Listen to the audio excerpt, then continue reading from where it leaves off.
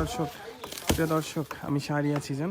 এই মুহূর্তে আছি হিটু শেখের বাড়ি, আমাদের ছোট্ট বোন আসিয়ার যে নির্মম ধর্ষণকারী, এবং আমি দাঁড়িয়ে আছি ঠিক সেই রুমটার সামনেই, যে রুমটাতে আমাদের ছোট্ট বোনটিকে নির্মমভাবে অত্যাচার করা হয়েছিল এবং ধর্ষণের শিকার হয়েছিল যে রুমটিতে, সেই রুমটি এখন ভাঙা হচ্ছে।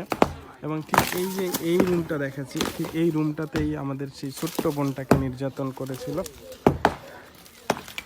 সেই রুমটাই এখন ভাঙা হচ্ছে এবং সেই রুম সহ পুরো বাড়িটি এখন ভেঙে ফেলা হচ্ছে।